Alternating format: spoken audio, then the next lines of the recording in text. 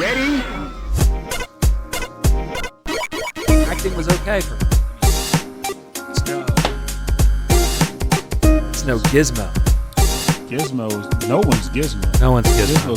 Gizmo's the king. No E.T. Furry movie mascot. E.T., another movie I haven't seen. Shut up. Can you believe that? No, I don't. That's why I know you're lying. Never seen that one. No 80s person has not seen E.T. No, never saw that one. That's a lie. It's weird. That's a lie. I'm telling you the truth. Welcome to Rhythm and Pixels. He's a liar. He's a liar. E.T. was the thing. Yeah. For a solid year. Yeah. I'll tell you right now. When did E.T. come out? I don't know. Probably 85. I'm throwing a dart. 82. Man, I was 2 years old. That's the best part. I was 2. And I was like 8, but still. Doesn't change the fact. We were 2. No. You weren't even 2 yet. Point is, I knew E.T. existed, and so should you. I knew it. I knew about it. He phoned home, and he ate Reese Pieces, and Drew Barrymore was there somehow. And yes, everyone knows E.T. No, man, I don't know E.T., man. I know Mac and Me. Mac and Me. All I know about Mac and Me is that they joke about it all the time when Paul Rudd does guest spots. Because that came out in 88. So that's why I remember Mac and Me. So I was 8 years old. E.T. I was 8 years old. Like, E.T. was getting franchise crap like mid and late 80s even. Like, E.T. never... For the 80s, E.T. was always present. Yeah, it was definitely the thing. Yeah. The thing. That was Spielberg, right? He wasn't E.T. extraterrestrial. He was E.T. the extraterrestrial. He was the one. Okay? I mean, it's the reason we have the word extraterrestrial is because he came down and said, "Hey, everybody, my name is E.T. I like to eat M&Ms." No, but he said Reese's. I haven't seen the movie. I'm still judging you. I'm still judging you accordingly. Well, the way... I've only played the video game. That's even worse. Which also... the thing. Hi, welcome to Rhythm and Pixels. Rob's a liar, and I'm Pernell. And there you go. Okay, welcome to Rhythm and Pixels. Rob's a liar, and I'm Pernell. And there you go. There you go. Every week we listen to great video game music. We talk about it. We chat about it. We bring it to you, the wonderful listeners of our podcast, and we listen to great music and we discuss it. And we forgot something. What's that? Even though this whole thing happened a whole week ago. Last week. I hope you listened to last week's episode. If not, go back and check it out. It's our chat episode. It's all talk, a little bit of music interspersed in there. Pernell doesn't know about it because I do post-editing. But we talk about movies. We talk about scary movies. But we never answered, probably more like our childhood ones, but scariest movie. Okay, you asked me about my favorite franchise. I said your favorite franchise. I didn't say scariest movie. And I think I told you already. For me, it's still The Ring. Ever. Wow. Ever. That movie affected me. I remember you said you were afraid of The Ring, but not ever. The American remake, Naomi Watts' Ring. Okay. Scared the Dickens. The Charles Dickens out of you. Yeah, Charles Dickens. Woof, right on my brain. It was gone. I can't remember anything that guy wrote. So...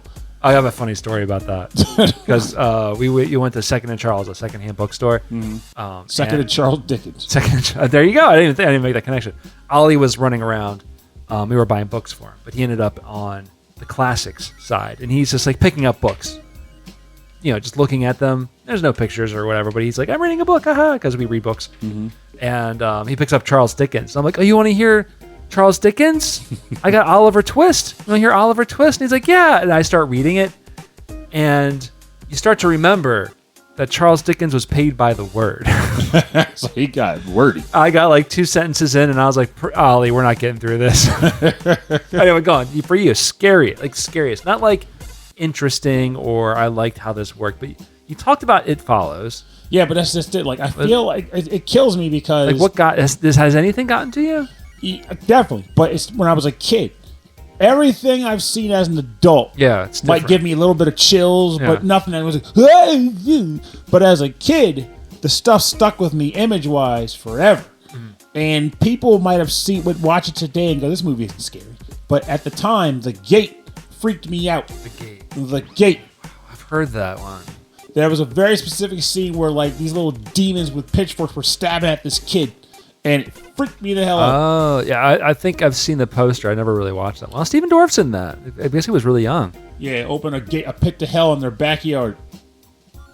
Oh, man. And stuff gets crazy. I'll have to check that out. But the funny part is they still have that bit of like, Mom and Dad are going to kill us when they get home. There's a hellmouth in the backyard. Well, but it was, at the time, was freaking the heck out of some of the imagery in that movie. You know, I would say, like, I could probably watch a scary movie now and, like, not be affected. But if I'm in the right, if I get in the mood, and by that I mean, like, if I'm, like, half sleepy, maybe I've had a drink or two, and I'm already like kind of like in a dreamlike state, these things will just slip into my subconscious and like freak me out. And next thing you know, you're fighting Ronald McDonald. But if I'm awake watching a movie and like I'm totally fine, then like middle of the day watching a movie, like it's not going to bother me. That's why you got to close the curtains and turn the lights off. Exactly. It's always nightfall when I'm watching a horror movie. If I set the mood. So you're like, yeah, that's why I never turn my lights on, Raph. That's right. The mood's always terror in my house. So if you shouldn't, I mean, obviously it's October. We're talking about spooky movies, and in this episode, we're talking about spooky games or maybe spooky game music. I want specifically games based off of spooky franchises or that kind of thing. I had one pivot, but we'll get to that. But I find spooky music not super interesting personally. 100%. Like every once in a while, you can find some stuff like, spoiler, Akira Yamaoka. He generally has scary music that also sounds pretty cool. Pretty cool, unsettling, but it's like definitely, like different. But like the kind of unsettling, spooky, atmospheric stuff is like, I don't think it's radio style, you know, but I like to listen to it just to set a mood. I can still appreciate it. Yeah. I can still listen to it and appreciate it or set a mood. You know, we have a date night. We're finally out. The kids got a sitter. Hey, girl. I put on some Akira Yamaoka. I light some candles. We summon a demon. That's right. I love making you. I like making people piss with fear. It makes me feel like a big man. Say, hey, baby, let's piss with fear. That just sounds terrible. That always reminds me of that old commercial back when Sega was trying to get ridiculous, and they released Ill Bleed, and you can bleep this, but during the trailer, don't make me bleep this. You're bleeping something. Okay. There was a part during the trailer where they very specifically was like, "Yo, shit with fear," and Mike and I joked about it. We still do to this day. It's just so stupid. I might leave that in. I think you can get away with like one S word. It was in a video game commercial. So I mean, they advertised it for the game with that tagline. And the game was called Ill Bleed, and the game ended up not being very scary at all. I remember, yeah. I mean, like Resident Evil, that really kicked off a whole series of survival horror type Alone in the games. Dark was sitting in the corner sobbing. We Yeah. were there first. They were definitely there first, but like not as a they didn't pull the trigger. Not as successful. Not even close. All right, so but yeah, I've actually got some really good tracks. I've got some really fun bonus round tracks to choose from. They're definitely on the fun side because I've been no dog. So I talked about on the show before listening to music with my son in the morning while he's eating breakfast. Like we listen to like the Talking Heads and stuff like that.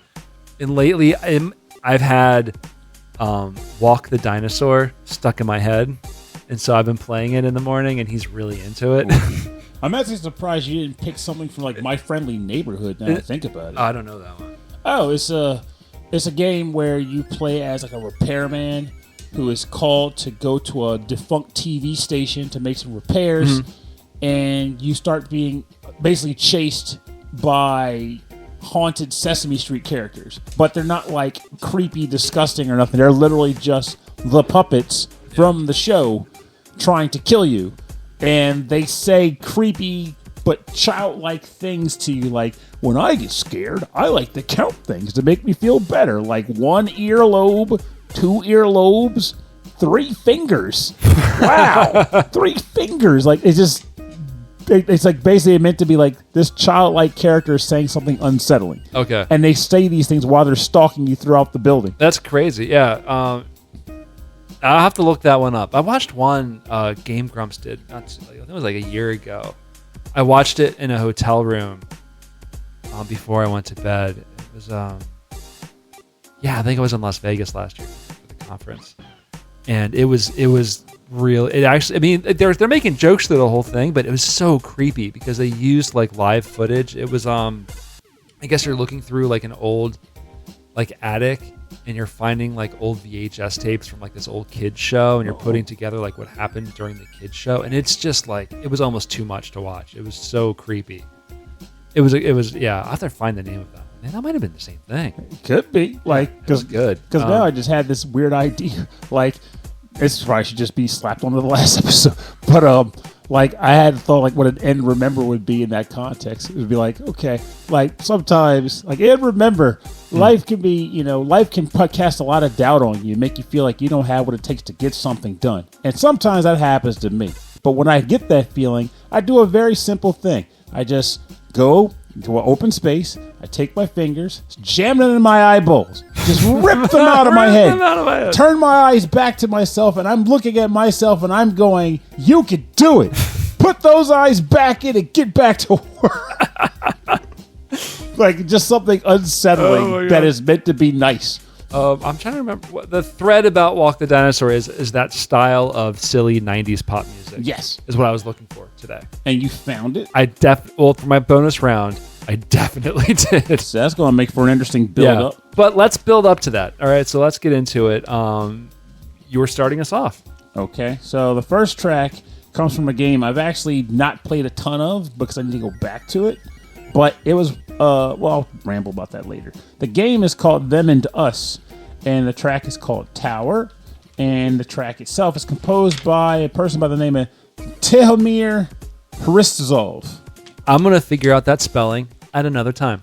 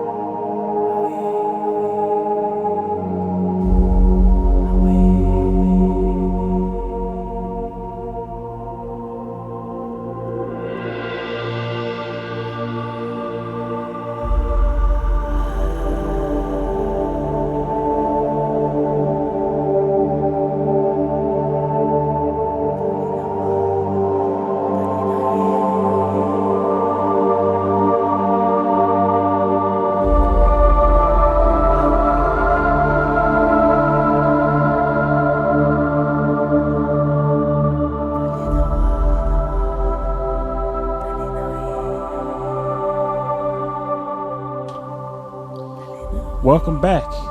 You're listening to Tower. You're listening to Tower from the game Them and Us, composed by Tihomir Hristazov. And so these are Jordan Peele movies, right?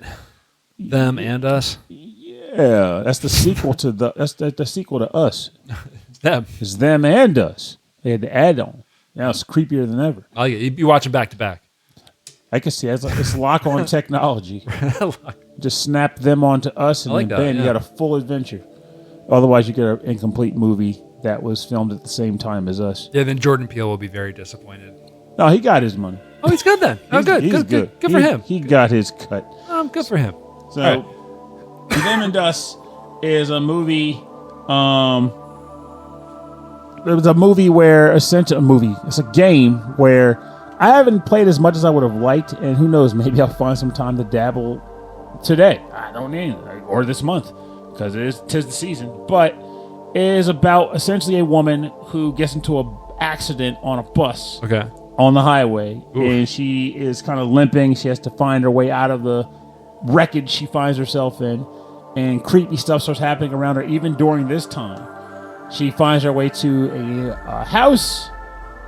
Creepy stuff starts happening in there. Okay. And to my understanding, a whole mystery unfolds with her being in this house, and she gets involved in something she doesn't want. She wishes she didn't. Okay. But it feels like a classic PS1 style. The cover looked like it because it's like you're telling me this.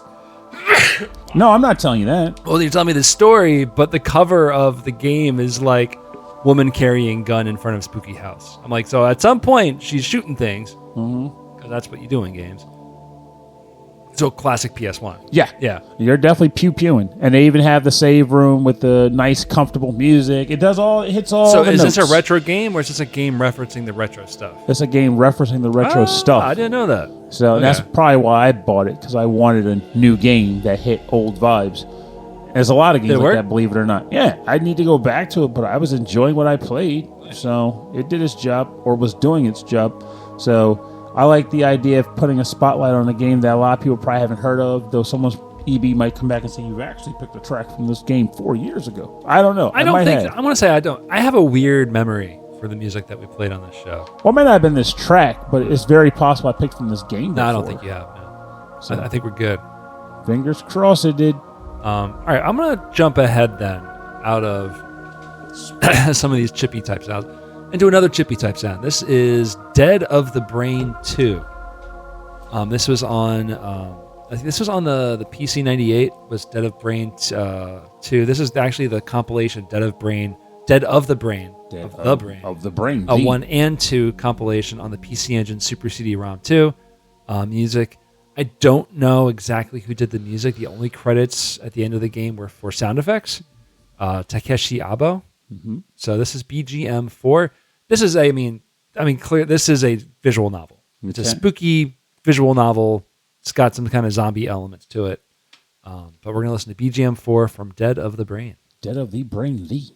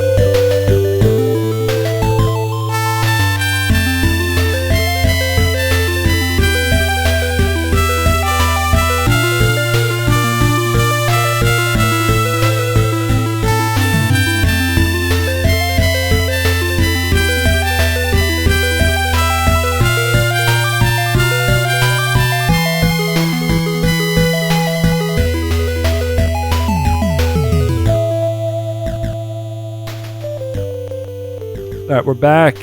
You're listening to music from Dead of the Brain 1 and 2. This is music from Dead of the Brain 2 on the PC Engine Super CD-ROM 2. I do not think this got a TurboGrafx American release. It should. Yeah, should have. I mean, it probably got a re-release on Steam. I can see that. Yeah. But I like the music, though. Definitely a weird body horror game, translated over from the PC 98. It's one of those visual novels. So like I went on Moby Games, and I was like, if you go on Moby Games and look at screenshots, you're essentially looking at the whole game. So there you go. It's interesting enough, but like, visual novels don't get me. But like the PC 98 visual novels generally have interesting music to dig into. Yeah, and I like this one because it's got the spooky vibe, but it's got this section going on, which is really cool. Yeah, visual novels, I'll agree, are a hard sell for me. Like every once in a while they'll click, but they feel like they need some extra hook. Like Phoenix Wright at its core is a visual novel, but I like Phoenix Wright because the courtroom stuff and the well-written characters. So I feel like I'm playing a game as I'm trying to resolve the court cases. Yeah. And then there was that one game that kept getting brought up on the show back in the day by like Ed Wilson and them, Yeah. Which got a re-release on Switch years ago, and that game's hook, despite me being like kind of weirded out by some of it, the game's hook was that it had like the time tracking system where you can go back and forth in points in time, and follow the new narrative. Like that was cool, but for the most part, I'm like, I want to play a game that has a game in it. Yeah, exactly. That's how I always felt too. Like I respect it as what it is, but it's just not. I don't think it's for me. This one is they take place shortly after the ending of the first game. There's a devastating zombie invasion caused by the scientist Dr. Cougar, and his resurrection medicine was finally stopped. If only everything could be so simple. A biker gang starts terrorizing the town right after the zombies destroy it. And so you're essentially fighting off the bikers. You find a dead body in one of their apartments, and then they discover that not all traces of the resurrection medicine was destroyed. I guess the dead body comes back to life. This involves the bikers somehow. I think the bikers just create, again, because these zombie movies, it's not always the zombies are the enemy, it's the people, right? Yeah. So I think that's where they were going with this one. Maybe they make the situation more complicated. I hope they do. I mean, they probably would. Maybe someone will come along and help talk to them for good luck or something. I think you can reason with the zombies at some point. At some point, you should have to try to. No. Yeah. That's the dumbest thing I've ever heard. They say brains, and you go, what kind of brains? Brains? Really? In this economy? Yeah, they're hard to come by. How about a nice sirloin? Yeah, I mean... Somehow in this economy, too. A hot dog. Well, a hot dog. In this economy? In this economy. I would say a can of chunky soup in this economy. How about a noodle? Want some noodles? Noodle. A single noodle. Yeah. Noodles ain't cheap. You can make you ever do that, like as a kid? Like go to like a fakey haunted house where like you put your hand in the box and like the peeled grape is supposed to be an eyeball. I've never done that. And like all of the cold spaghetti wrapped together is supposed to feel like a brain. You never did that? No. Oh, man. That sounds interesting. I remember going to like a party as a kid. Like I knew what it was because I could see what they were doing, but then it was like, close your eyes and put your hand in the box and be like, ew, it's gross. It was fun. It was just silly. And then they cooked the spaghetti I remember later. being like disappointed that like I wasn't grossed out, but like I wanted to do it anyway. But that's just it. Did they eventually cook the spaghetti? Because in this economy, you ain't throwing that away. I know, and the 80s were a different time. We were okay with throwing away spaghetti. Get all the spaghetti out. Yeah. Bobbing for apples. Yeah. In this economy, no. Horror movie in this economy. Instead, you just got a guy named Bob. He's holding an apple. Yeah. And you can stare intently at him. This is Bob. This is not bobbing for apples. This is Bob and an apple. Bob and his apples. That's right. Sorry. He's got a sack. There you go. He'll chase you with a sack of apples. It's terrifying. That's the horror. Attack of the Killer Sack of Apples. All right, what's your next track? All right, so this track comes from a new release in a game that would be pretty hilarious if I somehow managed to finish it before this episode releases. But this comes from the game Silent Hill F, which I think stands for 5, but whatever. I think it stands for fun. Silent Hill fun. Silent Hill fracas. Silent Hill funky. I can see it. Yeah. Getting funky with the fracas in 5. Yeah, I get the bass. So the track is not funky. It is actually what's going on with that radio? Something cool. What's going on with that radio? You're about to learn as you listen to an alluring bond descending into shadows by Akira Yamaoka. So what's the song title? No, you have to guess now. You talked over. You got to guess the track. I thought you were describing the game. You're about to listen to a dub-a-dub-dub-dub, a doop-a-dope-dope by Akira Yamaoka. All right, but if I can't find it, then we're going to listen to my track again.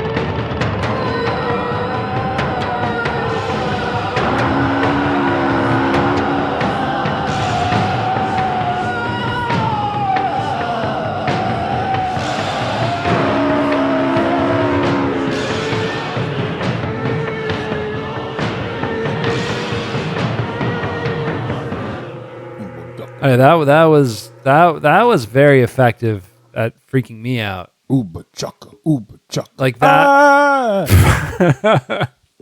We did listen to Enigma Return to Innocence just before the song. Wow. I mean, like once that snap into that break into that louder section actually was very disarming. Yeah. Akira knows how to do his work. And I feel like he does a good job audibly in the game, too. So, this was an alluring bond descending into shadows from the game Silent Hill F. And I have been enjoying this. I know I'm going to get bit in the butt later because I decided to put it on hard mode as if I didn't learn my lesson from Silent Hill 3. And I put the puzzle difficulty on Lost in the Fog, which is the hardest puzzle difficulty. We live in a world that's very different from when I played Silent Hill 3, though. So it's a little different in that if I truly get stumped, I know I can look up an answer. Right. I haven't resorted to that yet, but I have had my moments where I'm like, okay, the first puzzle required me to look up information on Japanese plants and botany. Okay. And at one point, because I was thinking I had to, I also read up on Japanese wedding customs. Okay. Before I was able to put all that together to solve the puzzle. So this is no longer in a sleepy American holiday town. Nope, it's in 1960s Japan. Gotcha. In an old rustic town. Right. Something that we're both very familiar with. Oh, absolutely. 1960s, rusted town Japan. Which is funny because as a result, I couldn't bring myself to play the game dubbed. It seemed like it would make legitimate sense to play it in Japanese with subtitles because it feels like I'm playing a classic Japanese horror, like I'm watching a Japanese horror movie. Right, yeah. Is that distracting at all, playing an action game while that's going on? It hasn't hit me yet, yeah. But I can perceive something like that happening if there's a sequence where I'm having to do active combat and there's a whole narrative taking place at the same time.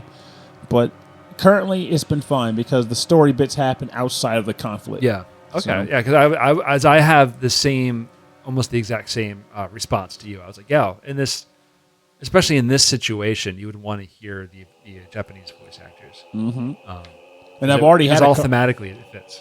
And I've already had a couple moments where I was like, they did this weird, small stuff. Like the character will say Oni-chan, which, sister.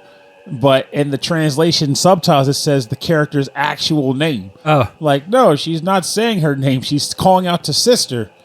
And that's how it goes. So me being pedantic is like, well, actually, she sings Oni-chan. Well, as I watched, that was actually a huge reveal. You didn't know they were sisters. Well, now you do. The secret is listen to Japanese. All right. Okay. I got because I'm trying to match your vibe here, but it's not going to work anymore. Nope. We're gonna listen to music. We're gonna go. Okay. We're going away from horror game to action game based off of horror movie stuff. This is Night Slashers for the arcade. This is a fun beat 'em up, 3-player beat 'em up. Until they died. Until you died, and then you got to put a quarter in, and then you're good again. Until you die. This is Dead. And Mom ran out of money. This is a BGM 6 Dead Wind. This is for the arcade, composed by Tomoyoshi Sato.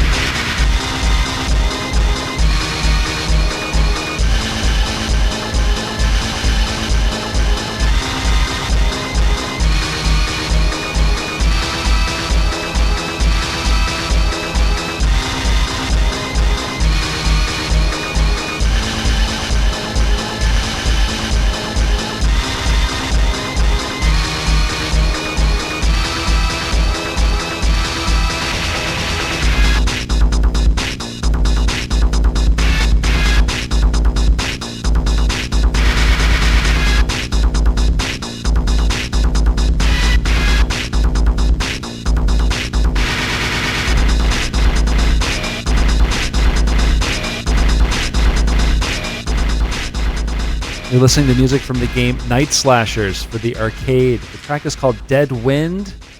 and the artist is Tomoyoshi Sato. And you know I picked this track because it's got them orchestra hits. Bing, bing, bing. I love that sound. It got the orchestra hits with the cool, like, heavy, dark industrial music. This whole game has got a killer soundtrack on it. It does have a re-release with a bit of an arranged soundtrack, but the arranged soundtrack... That's right. The soundtrack was arranged on the official OST, and it's not much different. I'm bopping to this. I think I've played this before, too. Maybe I have it on Switch or something. Yeah, I'm sure it's got, like, one of those, like, nice... Hamster or something re-releases. Yeah, re-releases on it, M2 or something. But, like, it's a cool game. It was one of those, like, beat 'em ups that I don't think really got, like, a wider Western release. Was Knights, if I remember correctly, it's the one where one of the characters is like a woman wearing, like, a purple ninja garb. Not purple, like a pink ninja garb. Yeah, all I remember is the guy looking like he's from Sengoku. Like, okay, not the dude with, like, the sort of bluish armor. Yeah, you know what? You're saying all these things, and it's been a while. So I bet that's the one. Yeah, you're right. Yeah, the pink one. Yeah. So I'm on point. That's it. Oh, they got a remake, and people are saying it's bad. That's fine. But yeah, it's based off of, like, very generic horror properties. You know, it's got, like, vampires, it's got zombies, it's got a lot of blood in it, which for the time was, you know, beat 'em ups, as violent as they were generally more cartoony. Oh, so it was kind of interesting to have, like, a kind of a bloody beat 'em up game. But yeah, it was fun. Actually, just bring up that picture right there when it has all four of the characters on it. This guy here? No, down. One more down. People listen like riveting. Right yes, there. Well, yeah, the character select. Okay, I think I had it wrong then. I think maybe the game I'm thinking about is the one that has Daddy Mulk playing in it. Oh, yeah. Yeah, that's not it then. It's different. Yeah, because those characters I do not recognize those people. I recognize the game's logo, but not the characters. So I'm going to guess something about a different game. It does look a little different because this is the remake. They did a remake that was, like, kind of redrawn. Interesting. That's interesting. So you can play as Jake Hunter, Hong Hua Sao, Lou Violin, or Christopher Smith. Now there's a name. There's a name.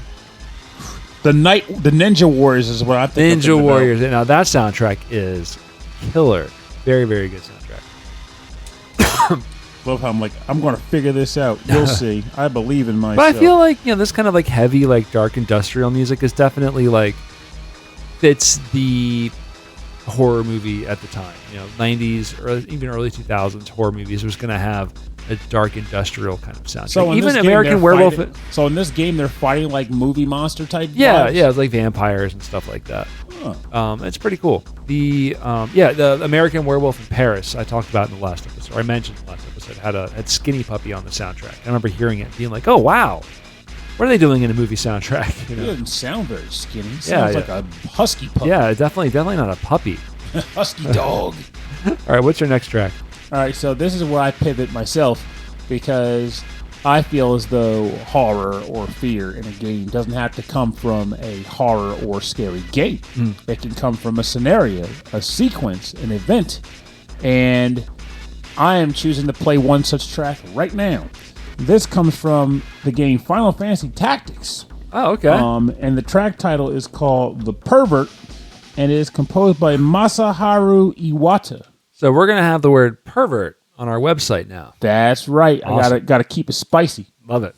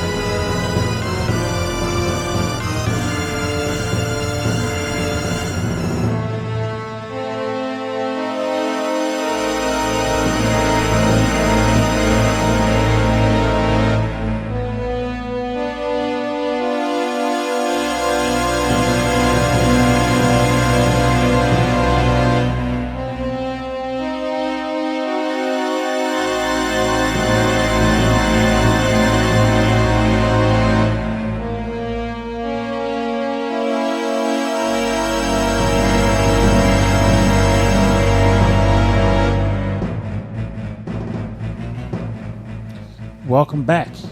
You're listening to The Pervert from the game Final Fantasy Tactics, composed by Masaharu Iwata. Didn't expect that from that title, did you? Yeah, I thought you didn't. So, I'm not even going to tell you what it is, or why it's played when it's played. All I'm going to tell you is that those who know why I chose it, and those who don't, but are hopefully playing the game for the first time with the re-release that just came out, you're going to learn, too, that when this game track comes up, you get a very specific vibe, and there's a very specific total shift that takes place, and it's going to mess with you. And it's fantastic. People don't even go on the internet and spoil it because people talk about it all the time. To this day, all these years, people still talk about it at the same level of fervor they did back then. In some respects, even more so. So, it's good, pivotal. And it's worth waiting to get it experienced for yourself in the game. It's been a while it's been a long time since I've played this, and I've never finished it. So maybe I should go back and dig into it. That's what Matt's doing right now, too. Yeah. He bought it, and he's trying to play through it anew. They added an easy difficulty, so... That was one of my problems. I was not good. Sure. The handheld, the DS one, I got pretty far into, but I didn't have the time to do it. So I was playing it over lunch breaks, and I was like, I finished a battle. Got to go back to work. Yep, and plus that game had a lot of weird side content. Side content, unlockable, just way too much. But maybe now I should get into it. And also, I'm sure it's probably got more quality of life saving, like game saving feature type stuff. That I didn't notice for this, but I feel like original Tactics, the battles themselves were pretty small anyway. Like they took place on smaller stages. So. Okay. Well, maybe I'll dig into it then. So, you're not going to give the context, not to spoil it. I don't want to spoil. Yeah. This is one of those rare times where I'm not going to call the statute of limitations because I know some folks are playing it for the first time right now. I like it. All right, then. We're going to go on to my last track. We're going to listen to... Now, this is arranged music. I don't think I'm going to do it. We're going to go to music from Evil Knights. This is an arcade game. Another arcade game. This is Final Boss music. I've got 3 composers. I'm not sure which one worked on it. We have Masayoshi Soken, Yasuhiro Ichihashi, and Yuichi Takamine. This is a light gun game. So you're shooting zombies. You're shooting weird, crazy monsters. I'm sure there's a story in there. No one paying attention to story. You're playing Time Crisis. I'm sure there's bad guys. Bad crisis that guys. need shooting. That's right. There you go. Bad crisis. Man. This is the final boss from Evil Knight for the arcade.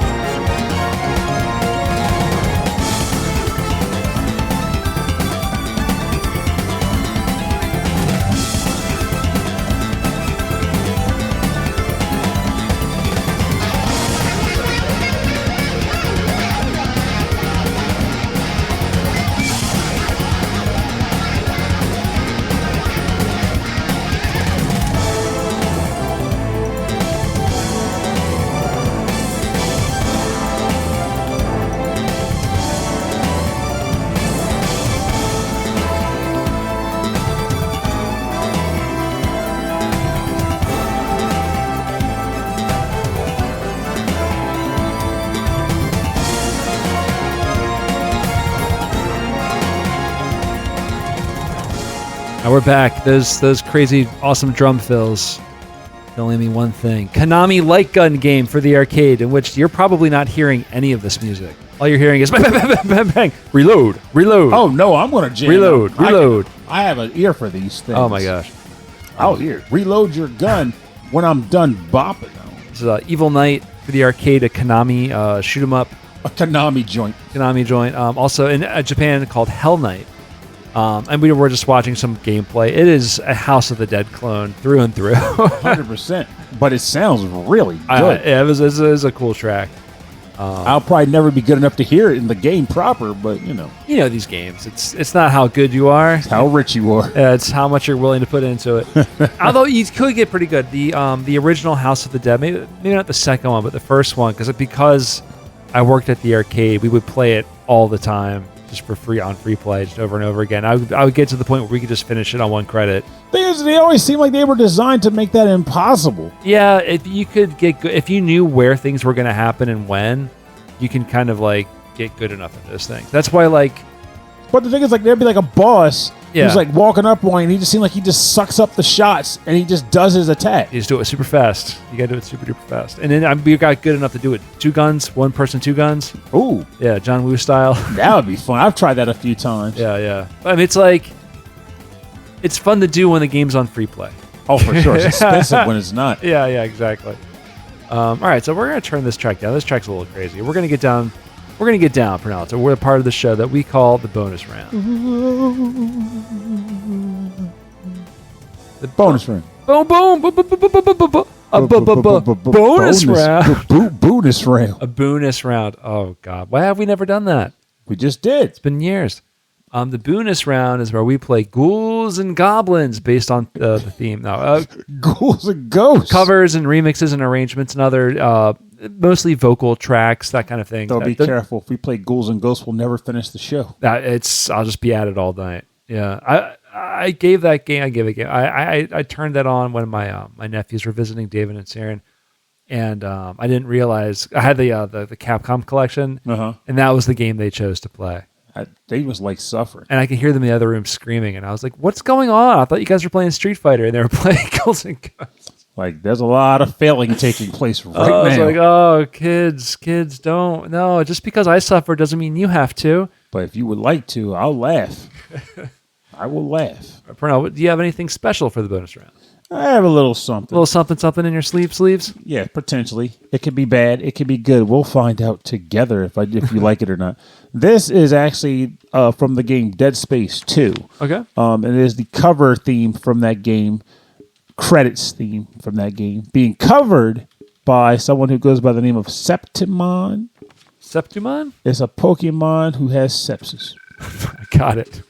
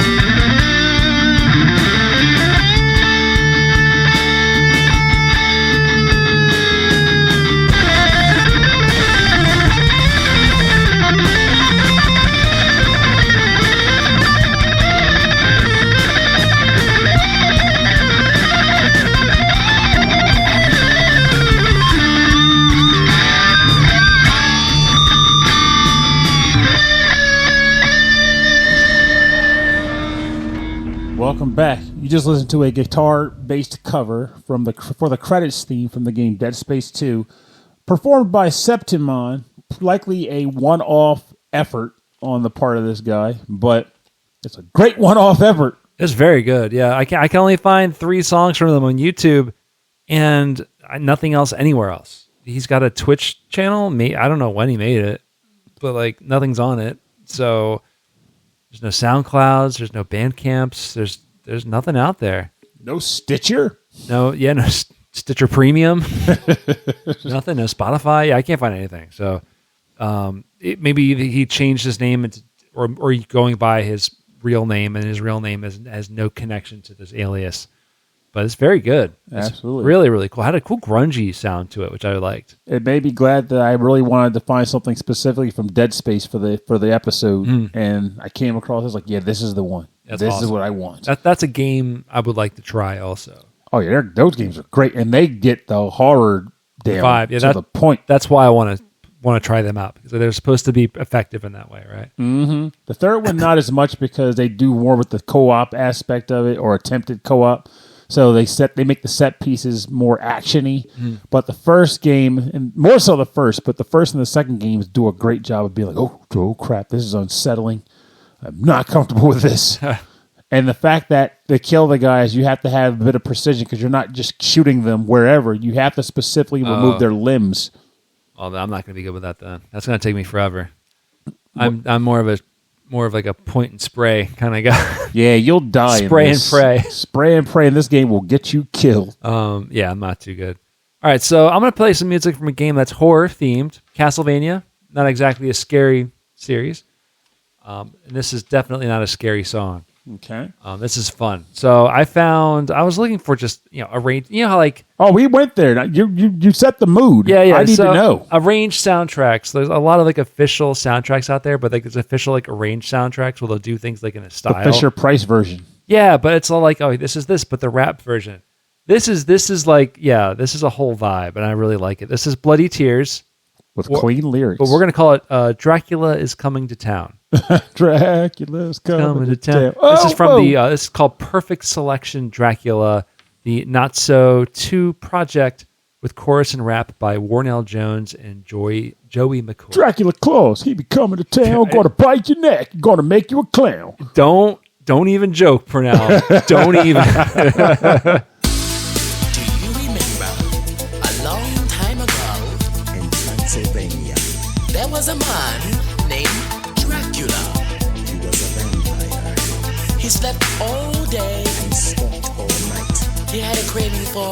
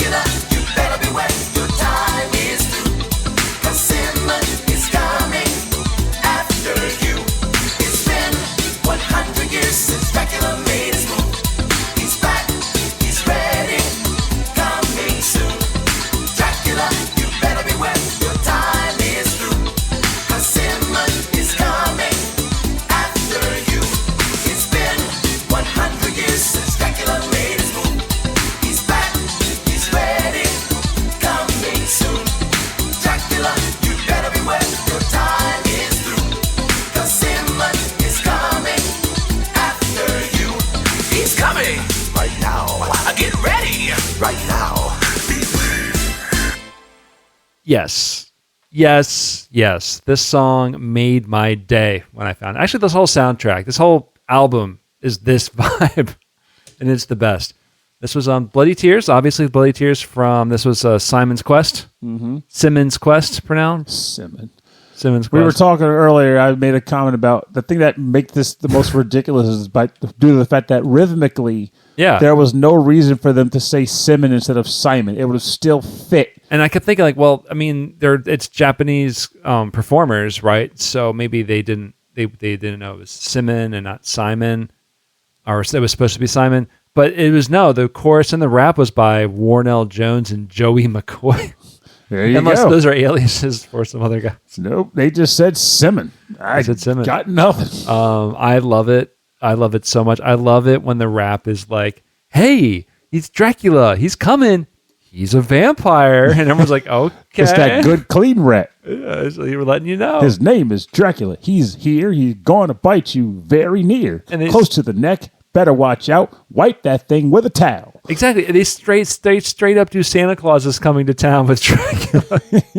Dracula's coming to town. And the whole time, it takes two to make a thing go right. Wah!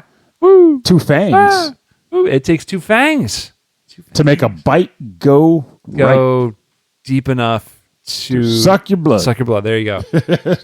Anyway, for more information on the bonus rounds, you can go to rhythmandpixels.com, or we'll have links to the artists' SoundClouds, Bandcamps, or wherever else, or information on where you can find the music and where we found it, and how you can find Dracula, invite him into your home, and get funky.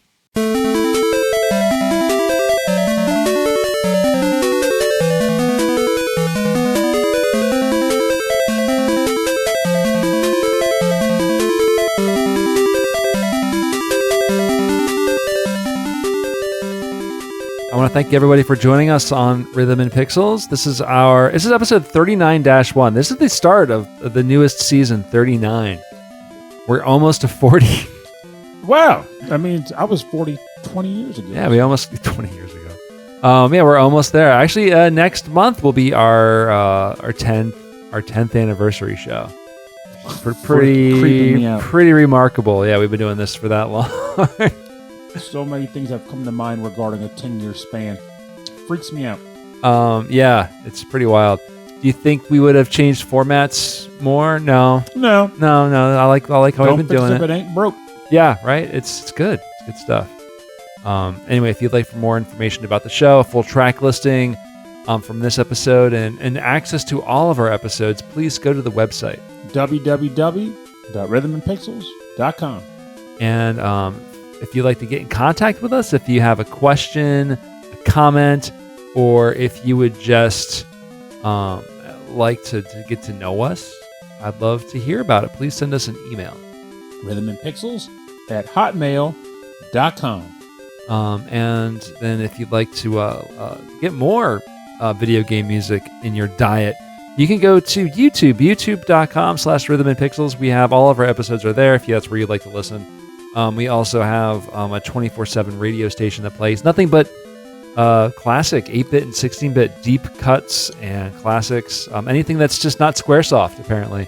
You can listen to it right there in YouTube. And we also have a Discord. You can hop on our Discord and say hi to us. The link is on our website. And we also have a cool shop. So it's also linked on our website as well. We have really cool nerdy t-shirts. Some of it's podcast related. Most of it's just kind of cool, like video gamey designs that I made. So check that out there if you're interested. And we sell a few here and there. As the Falcom shirt gets sold, the Ninja Turtles get sold quite a bit. I mean, I straight up lifted these things. I mean, I'm surprised they haven't gotten content. TURTLE Power? It is Who We're Surfing, Pernell. Anyway, and if you'd like to support the show, the best thing you can do is to tell people about it, or you can go to Patreon, patreon.com/rhythmandpixels. There you can help support the show, get cool stuff like at the highest levels. You can get stickers, there's mugs, there's t-shirts exclusive to the Patreon, and you also just can rest well knowing that you are supporting our show, that we're doing awesome stuff. And we will continue to do awesome stuff, right, Pernell? I think so. Yeah, you're holding us to it. Because if you don't, Pernell will be mad with me. I'll be very sad. And I'll get the hose again. We also like to thank everyone at the highest membership of our episode of our Patreon at the end of every episode. So thank you very much, Christopher Senstrom. Thank you so much. I mean, it's incredible. Thank you very much for continuing to support our show. And Khalid, who also just sent us a really nice email. I'll forward it to you. Okay. It really meant a lot to me to read it because, me and Pernell are very tuned in to the world and the politics because we have to live in this country. Yeah. And it drives us crazy and can drive us into a deep state of whatever. So music and the show and other people doing the show and talking with you is a great way to not just escape those feelings, but to channel them into good vibes and community. Mm-hmm. Anyway, thank you very much for that email. It meant a lot to me.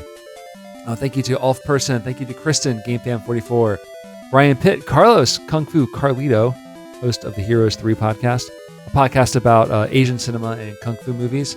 Thank you very much to Cameron Werma, who helped co-created the album Kamicom, which is awesome Nintendo covers he did with Bruce Irons. Hopefully they eventually do a Super Kamicom. I would love a Super Kamicom. That would be awesome. Thank you very much to Steve Miller, Reinhard Silkova, David Taylor, Harold Howard, Taco, Justin Schneider, co-host of XVGM Radio, a fantastic podcast. I just listened to their last episode. It was all about pool games, or I guess cue ball sports type games. It was really, really good. High five for being a podcast from that era that's still kicking like we are. Yeah, man. Just rocking it out. Thank you to Chris Weisner, aka Musashi219. The wise guy. Check him out on twitch.tv/Musashi219. Thank you to Rage Cage, host of the VGM Porium. Enchilada Regol, Martyris, host of the Re-VGM podcast. Zach Thornbach, Antmaster, David Good, Jamie, Kitty Sparks, Leslie, Picadillo, and many, many, many, many more. Thank you so much for continuing to support our show. It means a lot to us, and it just means that we just gotta do better. We gotta make better shows. We actually have some additional content coming up in the next month, where we're gonna have 4 episodes, an episode per week, but some of the additional episodes are going to be more playlist radio style. So if you listen to this far to this episode, you know what we're talking. You know what we're talking about, right? It's going to be like the morning drive. I gotta come up with my lip. I can't be howling mad Pernell. Yeah, we're actually gotta be something kooky. We're going to be working on our radio stingers and radio voices after this record. So thank you all so much for listening to the show. My name is Rob Nichols. And I'm Pernell. Have a great week. We'll see you next time. And remember, Rob already spoiled it. I did. Community and this particular era is pretty scary. Rather fitting for the spookiest month of the year, I guess. But as frustrating as it can be to deal with and endure, and I can definitely vouch for how frustrating it is to deal with and endure, the thing that has most helped me to do that is community. Community is extremely important, whether it be just to support each other emotionally or just to take your mind off of things by discussing your favorite VGM and video games you're playing at any given time, or even just going for walks or sharing recipes, anything to just kind of bolster you in the face of adversity, of which we are all dealing with plenty of it.